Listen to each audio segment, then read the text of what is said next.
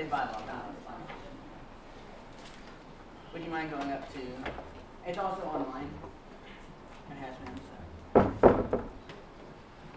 Up to Student Activities Board. I have a question. Yes. Didn't we like always vote on these and then table one? We have to untable one? No, we voted on them through SAB. So SAB is the first one that I voted on. Okay, so the idea of the Student Activities Board changes up there. The ELSB ones that we talked about 2 weeks ago was essentially modeled exactly after this, so there's not really any difference. What it does, a couple of the highlights, it gives the Constitution of SAB its own authority, and it can only be changed by us or forced them to change it in the case that it directly conflicts with our Constitution. So pretty much they can decide their own show over there. It also puts 3 people onto their programming board, which is how they decide where money and everything is allocated. 1 member from the executive branch, which the board decided to be the president, and 2 members from the student senate, 1 of which is a graduate or professional student, to make sure that that demographic gets enough representation. And apart from that, it also clarified the process for selecting their directors. There would be 2 representatives from the executive branch and 1 representative from the legislative branch on their search committee, along with whoever else is normally in their search committee. And that's happened in the past as well. It's just we were clarifying who that is from our standpoint. Could you repeat who is on the search board? I don't believe it's specified. It's probably I believe it's the president is on the search board, and then 2 deputies. It's supposed to be the EVP, president, and senator, at least in our file institution. It's not, but it's really whoever's been available to do it. More often than not, the president's been there. Another member would be vice president or senator.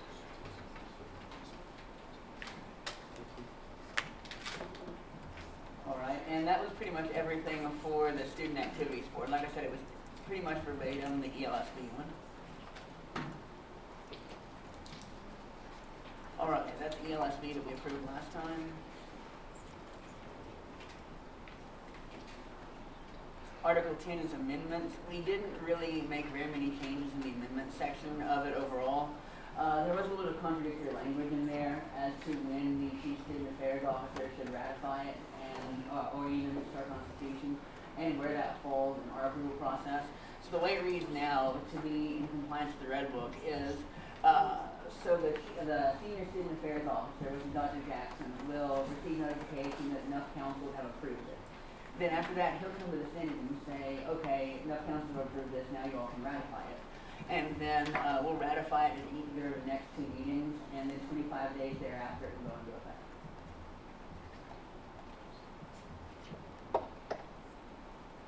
All right, any questions about that section? Okay, Article 11 is my favorite. It's the Universal Sunset Provision, Records, Nomenclature, and Resolutions Review Board. I know that's a mouthful. So essentially what this is doing, just to start off in the background, like Pooja was saying in her report, we never had really good records of what happened in SBA, especially if you go back more than 5 years. For example, right now we don't have anything older than 2004, and we barely have anything from then. And we're missing things in 05, 06, etc. So what the first section up here says is that anything that we don't currently have records of is null and void. Because theoretically someone could come up with a random piece of resolution that, or act now that they said was passed in some year in the past. And you have no way of verifying that. So pretty much we're starting with a clean slate. We've also got a nomenclature system up there with this starting at year 1 and then moving forward from there. So that all resolutions, acts, court cases, executive orders, and other official documents of the SBA will be numbered in a way that makes sense. Any questions about that so far? Okay. And then, I won't mess with all that. Executive records, it's the EVP who keeps up with the executive records. Pretty much that consists of keeping track of the hard copy and the electronic copies that we'll talk about later. Pretty much just a record of what the executive branch has been doing. For Senate records, it will be the Senate historian that we approved several weeks ago. After we're done with all this, we'll need to be trying to find a Senate historian assuming it passes. And the Senate clerk will help with keeping track of all of that. And last of all, for Supreme Court records, it will be the Supreme Court clerk, but until we get one of those, because of funding issues, it'll probably end up being the Chief Justice. That keeps track, I know, I'm sorry. That keeps track of all of their cases and decisions. Okay, so here's the cool part, the universal sunset provision. What this says is that all resolutions will only stay in effect for 5 years, and now act as well.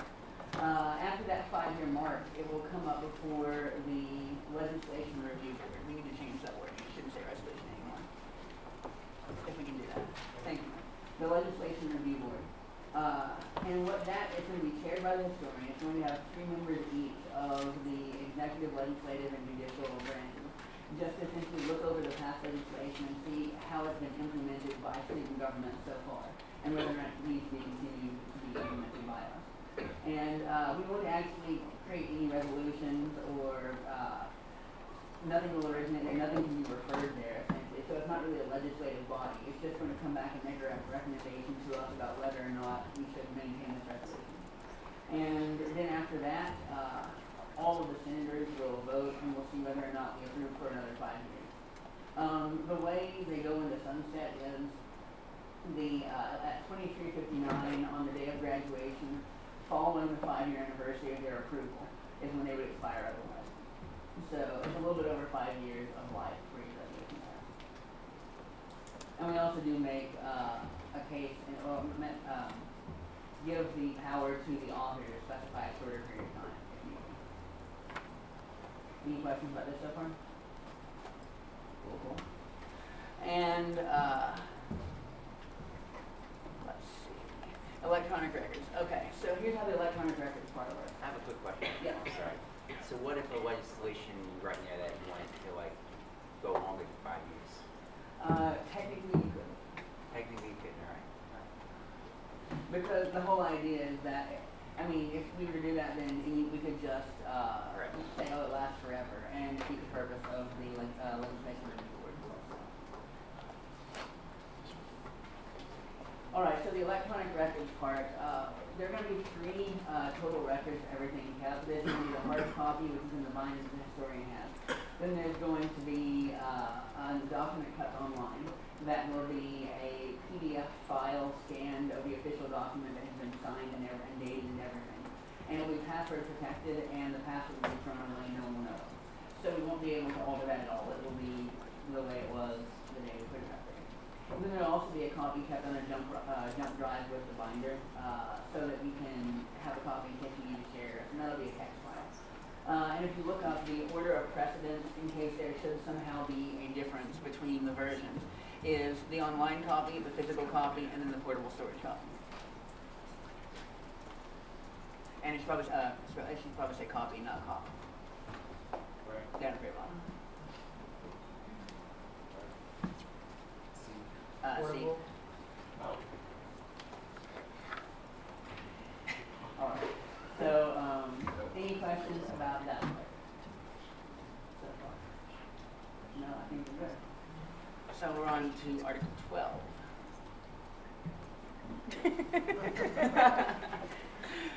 Spencer. It's not Spencer, it's... That's fine. All right, go up to Article 12 real quick. What did that say? We get to change the wording proposed.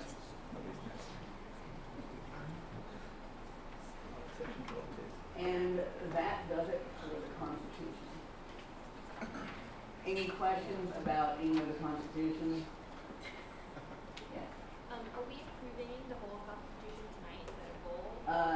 Yes, to get it onto our council, because then 2/3 of them have to ratify it, and that's a long process. So, in that case, I'd like to make a motion to withdraw all previous sections of the Constitution from the table. I just want to say something. Implementation. Oh, wait a minute. I don't know when you guys were talking about the whole Constitution, but this weekend, Allison did work really hard in putting together all the changes that have been made on this entire document. So, like with all the things that were debated about and things that were changed at e-board. So that document's a different document for the rest of the Constitution. So whenever you guys get to it, make sure we at least use that document a little bit. That hate work's good waste. We worked hard in compiling that for you guys. And the Constitution will also come back to us for final ratification after it's passed all of our council. So, and like I said, I'd like to make a motion or reiterate that to withdraw all previously amended sections of the Constitution. Hold on. Oh, so we're not having discussion on these changes right now? No, we have, that's, you can go, let's finish the motion, then we'll go ahead and discuss these changes. I think we are in the middle of it. Okay, motion on the floor is to withdraw all previous revisions to the Constitution from the table. Is there a second? Second. Okay, all those in favor, all those in favor of withdrawing from the table, please signify by saying aye. Aye. All opposed, nay.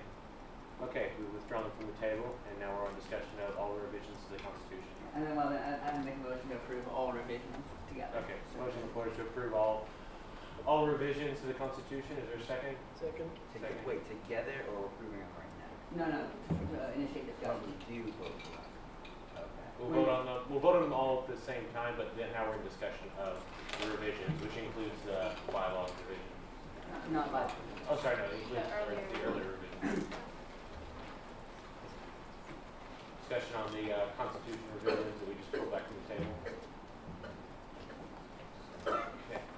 So I have another question. So we're not in the process of discussing, what are we talking about here? Will there be a point in time after this where we discuss the actual things? we are currently actually discussing. Okay, so if we don't discuss, then we're about to approve everything.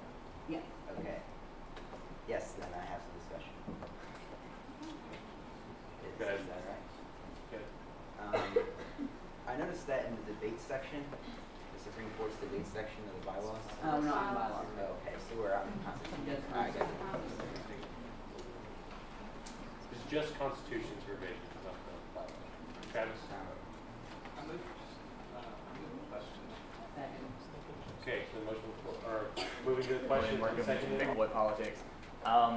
It becomes problematic when you have to kind of decipher what you mean by resolution and what is the actual definition of resolution. So I've broken up this section of the bylaws up into resolution, act, and bill. And what a resolution is, essentially, by definition, is an extended motion.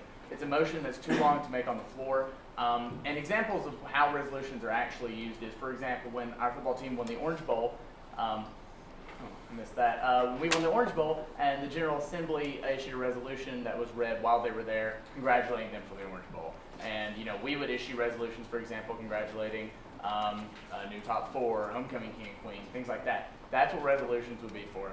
An act is essentially what we're calling what we currently call a resolution.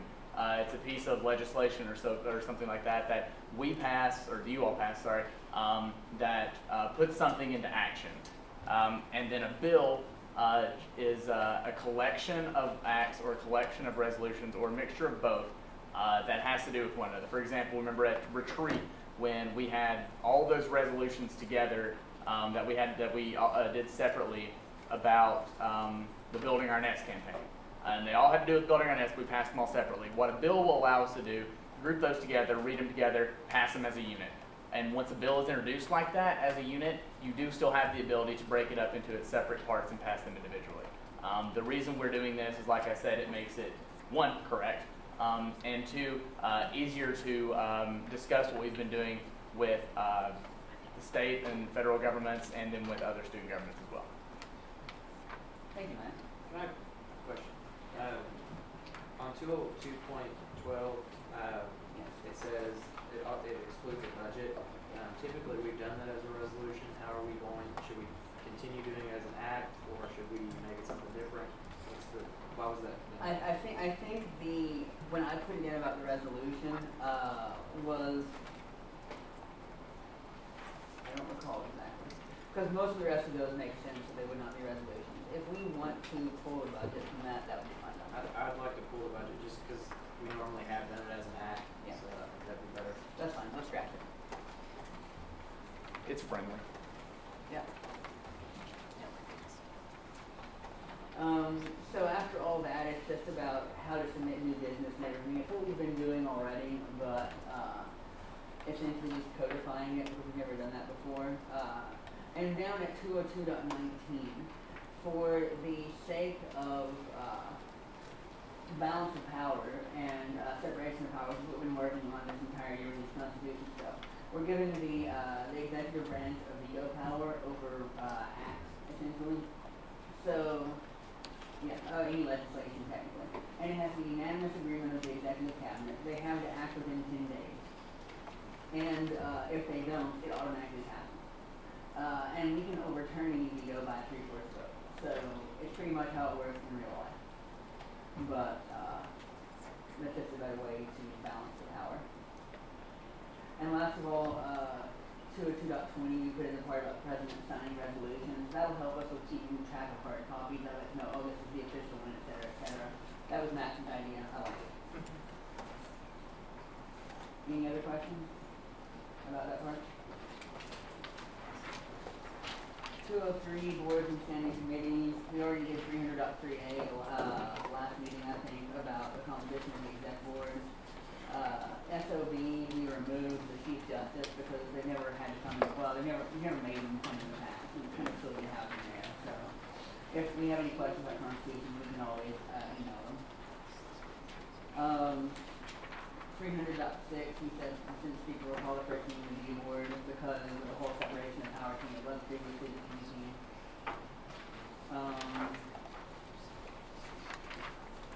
400.4 was a change.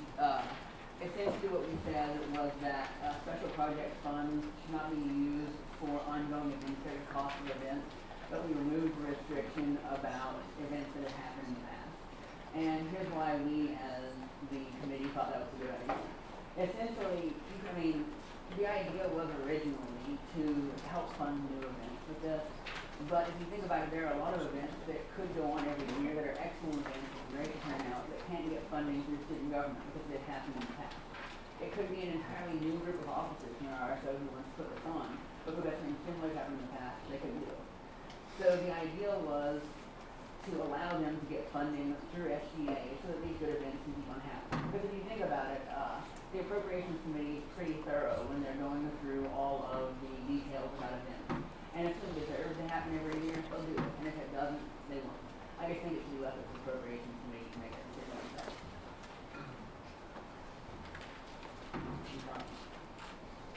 Okay. Alright.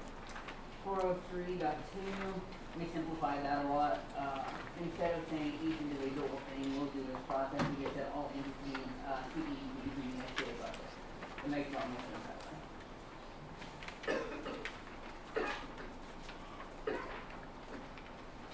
503.3, we added in more non-discrimination statements to the SOB Constitution. Any questions about any of Title 5 so far? Okay, Title 6 was... Sorry. Yeah. What do you mean by, I think it might be more appropriate to define what you mean by ongoing administrative costs? That's kind of vague. Essentially, it's things like some payment for a printer to print out flyers. And we didn't intentionally make that vague because we think it should be up to appropriations to make that decision about what should and should not be funded by city government. Don't you think then it would be smart to do a narrower definition than a vaguer definition? Not if it's going to be left up to appropriations decision.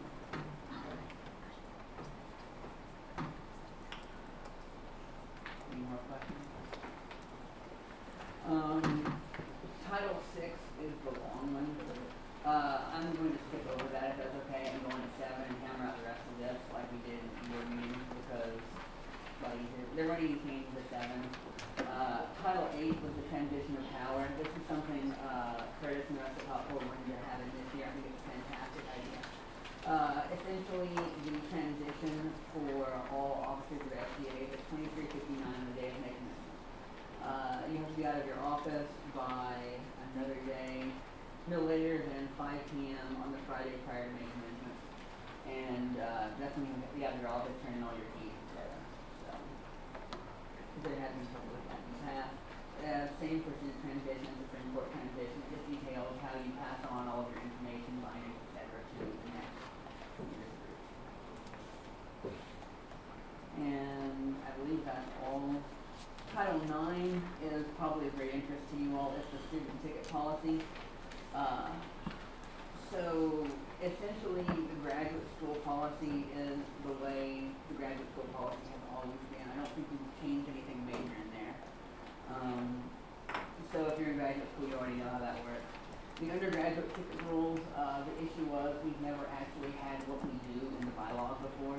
So now we put in the way it actually works, so we can follow that. We also talked about, and this is for both of them as well, you have to go to 80% of the games, maintain tickets to strings and that's what athletics is doing now as well. But we did make sure to put in language to have an appeals process in case there's a legitimate reason you could not make it. And, yeah. I want to yield my force, but yield my force, Craig, who is the athletic director. I think he wants to talk about this. Alrighty guys, as you see before you start yelling and screaming, this policy is a policy that was pre-written for before you went into changes. So this policy is over almost 7, 8 years old. This policy has been on the athletic council's minds, but due to what we have to work on in enhancing what we have now, we have not really touched Article 9. It was actually brought forth to the services VP back in April, right after elections, when this body was arguing over disenfranchisement of students. So, it is very old language, and the current language will reflect. I was just giving you guys a little bit more background history, which are actually on the old policy versus why they're changing everything to reflect what we currently have in place. That is always ever evolving year to year. So, thank you. Any questions? I have a question, because I know some of this language wasn't in what we talked about at E-Board, but it's still kind of being rewritten and discussed. This is the first time I've ever seen this. The undergraduate guest ticket guidelines. That wasn't the stuff at E-Board. I just rephrased it. And that's not included at all because undergraduate students are not allowed to have guests. Graduate students are. That's what I thought, but that was what was submitted to us by OMMED, I believe. So that's just, I had never seen that before, and that's a big departure from past. And it's something you all can discuss or debate and go back to athletics, but again, that's a major departure. And this is my first time seeing this, but it's fine. Yeah, it's still ever involving changes. So, do we think that? Okay, so what do we think about that? I thought it is 902.6. That was what was given to us by OMMED. It was one of the previous athletic directors for students, and yeah, it essentially allows undergraduates to purchase guest tickets after all the SOS sessions are over. Don't we need to talk with the athletic council and athletics about this before we do anything? Because I know I'm on the athletic council, and undergrads can't have guest tickets. Yeah. I mean, even the athletic office itself says no. Undergrads only get one ticket. That's we fine. can't really override the athletics, because they're only going to do what they want to do.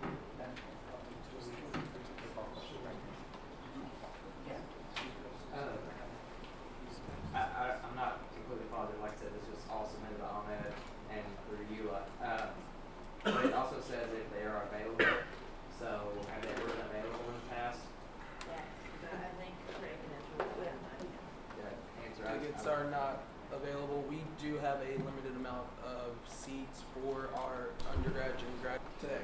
So that's why Article 9 has always been kind of just not played by. All that being said, I'm just going to make a motion to strike now.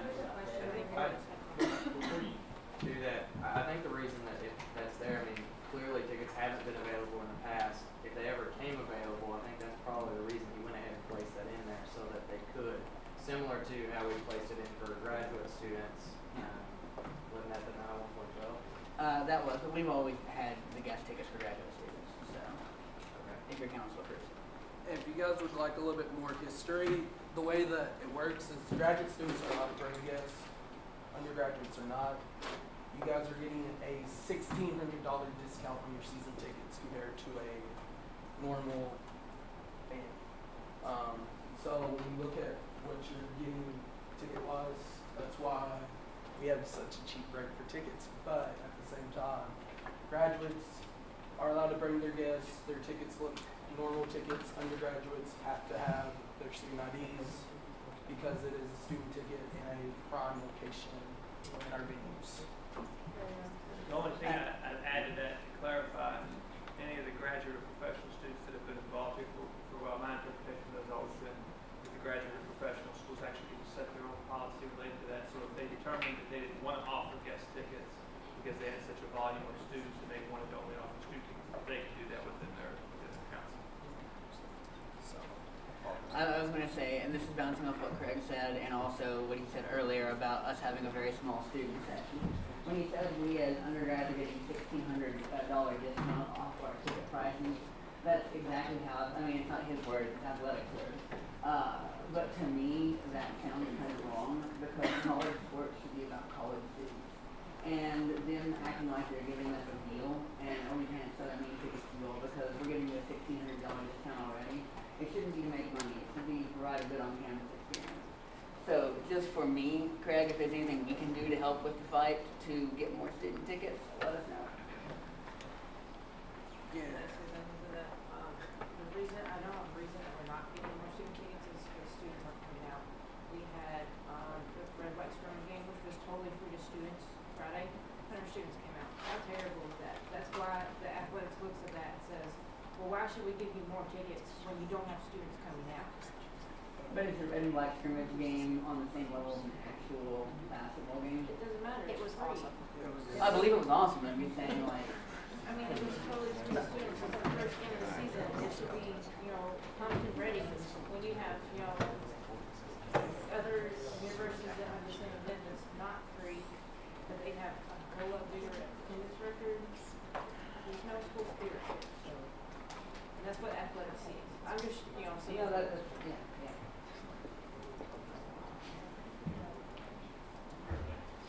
Just on that topic, I just don't think it was very well publicized. I agree. Can you say that again? I don't think it was. Oh, I said, on my personal level, I didn't think it was very well publicized, and I think that if it was very well publicized, we would have had a lot more school spirit. U of L has awesome school spirit. Just saying.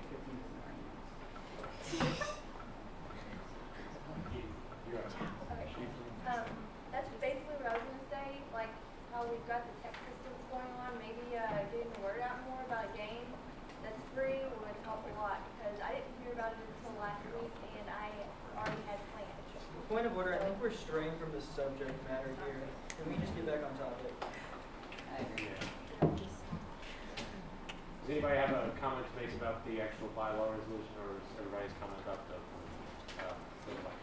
I have a question about, I don't know if this is the right place to bring up or not, about the graduate students attending 80% of the games. I understand that, but like the law school finals start on the 28th of November and go through the 10th of December. So, I mean, I don't know if there's anything that can be done about that or not, because those are 2 weeks prior to, and I think there are 5 games during that. So I didn't know if there's anything that can be done about that, or if this is even a place to bring it up. But I agree with you. Just one comment. I know one of the things is since we don't have ID limited tickets, we can give them to anyone. But then the issue is most of your friends are in law school, like most of mine are in medical school, and finding piano. Is there any way that athletics might budge on something like that? Do I have voting rights? Yeah. Or speaking rights? I mean, Let me go and clear this up. The way that the 80% rule works for all students is that when you walk into the KFC Young Center and your ticket is scanned, you know that ticket was used. That is how the 80% rule works. Undergraduate students must have their student ID to enter the game.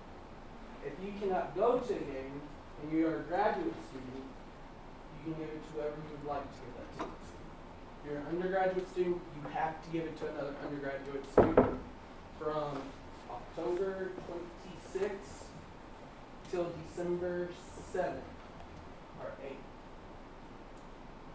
Your ticket must have a student ID to it if you're undergrad. So to you how we went to, we just need students in the seats because here's the problem with how we do our tickets, and which is why we've changed it.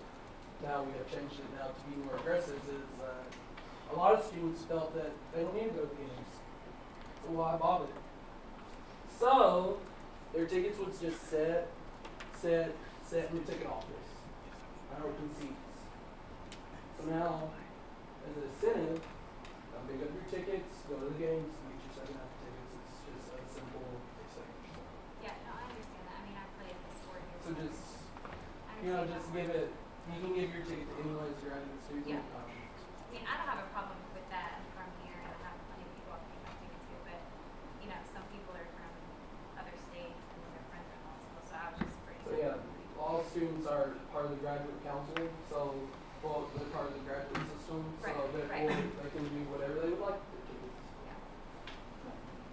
And there is an appeal system if you need, like, that's why I made it out there. So, because I think that would be a perfect example for an appeal. But I know that's not. Any other questions about this section? Okay, moving on. Title 10 remuneration policy. Oh, wait a second. Sorry. On that same, right above in that same little section, 902.5, speed school master students shall also be considered undergraduate. 50-year MN students pay undergraduate tuition and are still undergraduate. They don't apply to be in graduate program. But there can be masters of engineering students and master's students in engineering and other programs besides that MN program that are in the graduate school.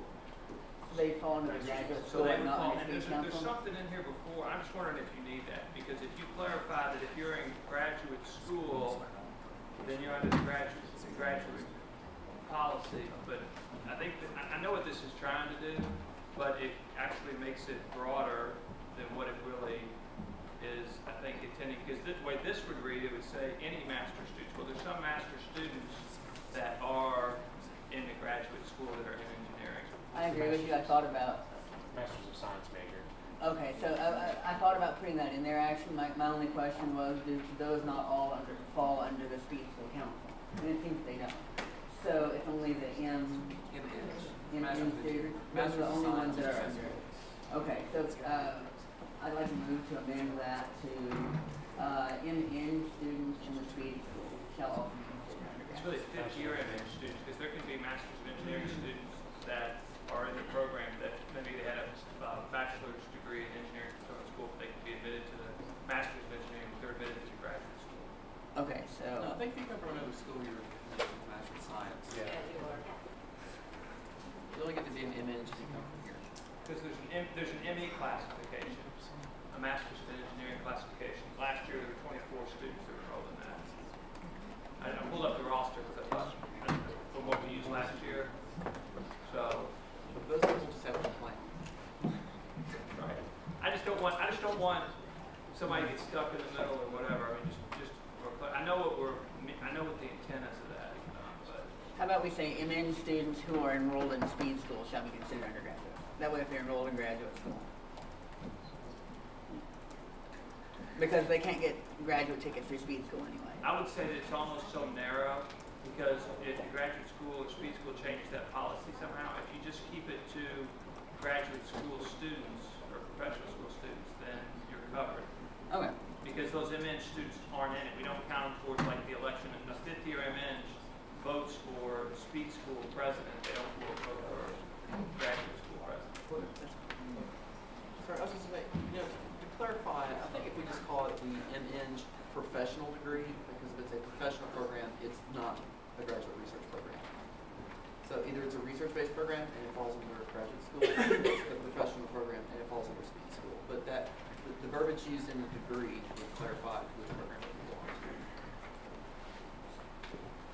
Because like on the degree itself, it says for the professional degree of Could we also say MN students enrolled in speed school? Because they wouldn't be able to get graduate tickets through speed school anyway. Well, they would have to be MN students would go through the undergraduate process. But I'm just saying, the verbiage in here, if you just say MN professional degree,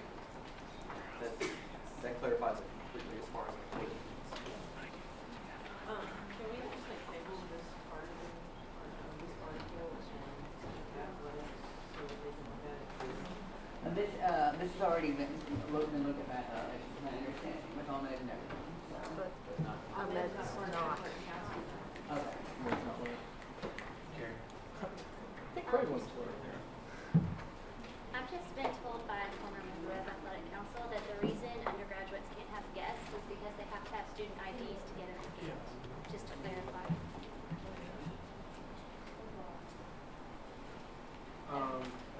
The student ID, you might want to say whether it's U of L or any student ID. I don't know how it's meant to be interpreted. It doesn't really say. Sorry, what? Was it meant to be just U of L student IDs or any? Yeah, I mean, and I'd like to go ahead and make a motion to, Hold on. There's several. Make a motion to have a concrete annual time. Sorry, what? to set the time. Yeah. Motion to set the time to adjourn. Motion to set the time of adjournment to 9:30. 9:30. Motion on the floor to set the time of adjournment to 9:30. Is there a second? Second. Okay. Any discussion? Okay. I don't know that we'll be able to, how about 9:45, would that be minimal? Okay. Because I'd like to at least finish, we're getting close, so. It's finished earlier. 9:45 is So 9:45. Yeah. Skylar? No, that was my concern too. Okay. So motion on the floor is to amend, or is to set the time of adjournment to 9:45. Any other discussion? All those in favor of setting the time to 9:45, please signify by saying aye. Aye. Those opposed, nay. Okay. We set the time to 9:45. I was going to go ahead and make a motion to amend the ticketing policy so that 902.5, it'll say MN's professional students enrolled in speed school shall also be considered undergraduates. And I think that will cover all of our bases. And if that changes in the future, this is just the bylaws, so we can change this part a lot more easily than we can the Constitution. That? Yeah. And And- space. And there, if you struggle, but there was one more spacing issue in SHU. What? SHU, there we go. All right, any other questions about ticketing policy?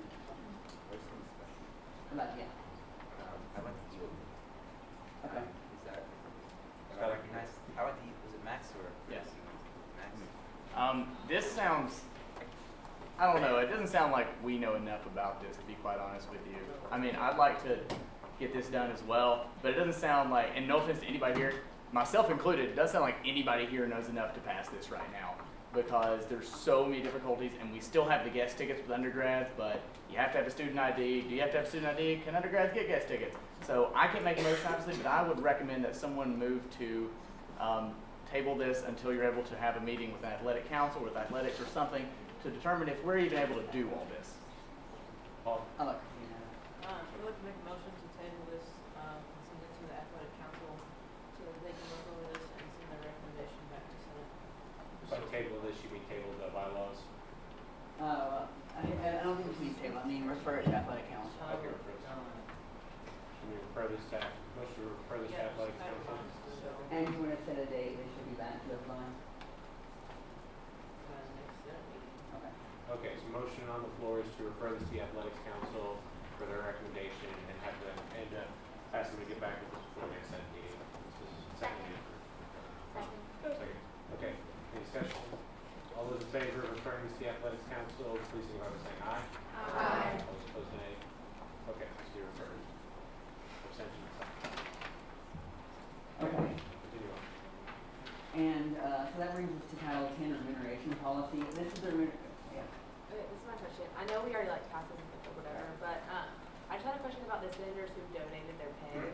Because that's not brought up. Is it going to be like you just give what you would have got, or is it going to be like you're only going to give the amount that you would have received after deductions for whatever reason?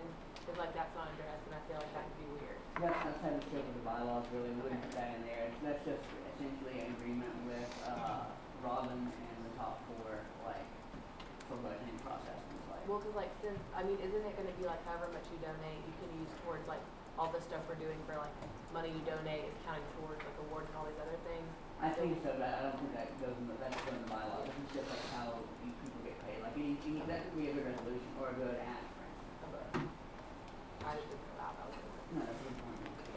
I already went. But, Just- well, can I finish? I'm gonna clarify that really quick. It will only be what you would normally get paid. You can't, you so that would be your donation amount, Yeah. would be the amount that occurred, I guess. Yeah, because that's all you could do. Yeah. Just, I would just, Okay. So just finishing up, like you said, this is what we passed last time. We get to pass it as bylaws now.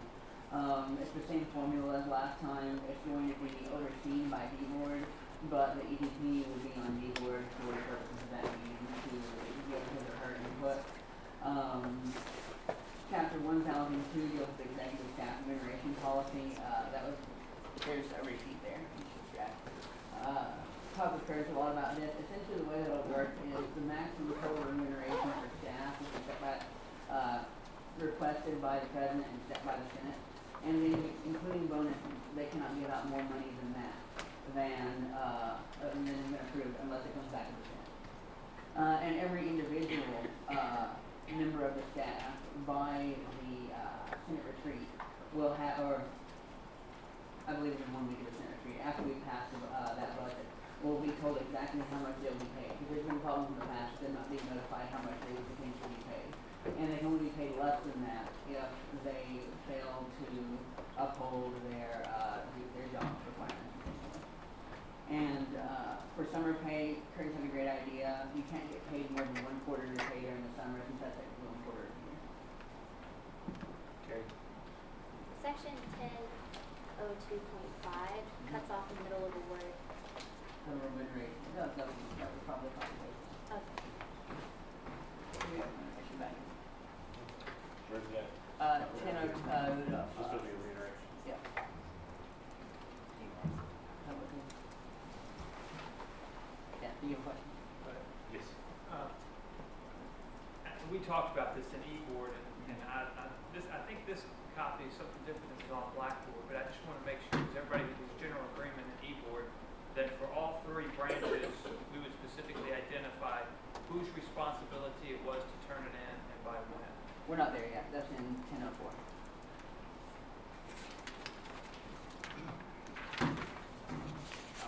Put that in at the end. So 1003 is Supreme Court remuneration. The Chief Justice oversees that. And like Mark was saying, 1004 is when all this is due by.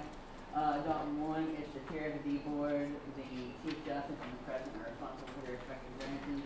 And within 1 week of the fall in the last Senate meeting is what we were told last Suzanne would be a good date for all that to happen. So any further questions about remuneration?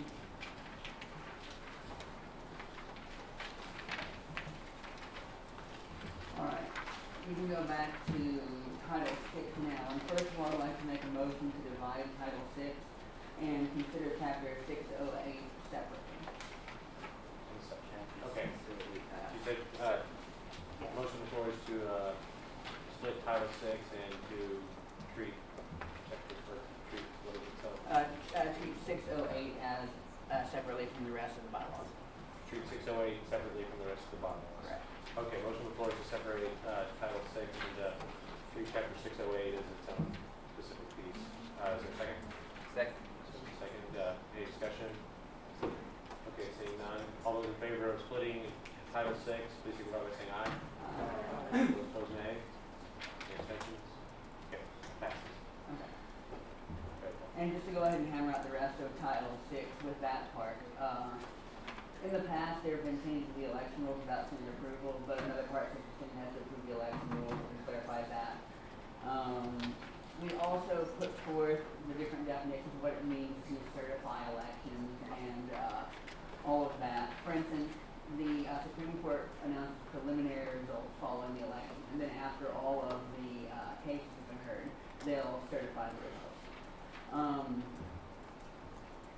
604, we have the dates of the elections. They'll begin on a Monday and last for 72 hours. We also made allowances in the case that a person, group of people, or school is not allowed to vote for whatever technical reason. They'll have a period after that equal to the amount of time they couldn't vote, but not less than 24 hours to give them time to run class to vote. in order to go ahead and register their vote. And the installation shall occur at the SGA banquet meeting of the spring semester. That's clarifying. Chapter 607, email ballots are secret or private. Everyone should be afforded the same right to vote as basic voting right. And 607.4 is the part about remedial voting in case people had to miss part of it.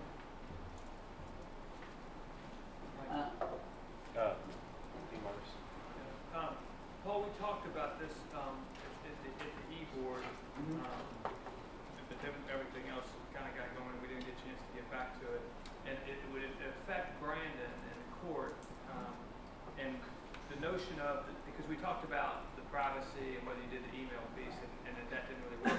But if there is that disenfranchised student that they must notify the Chief Justice during the 72-hour election period.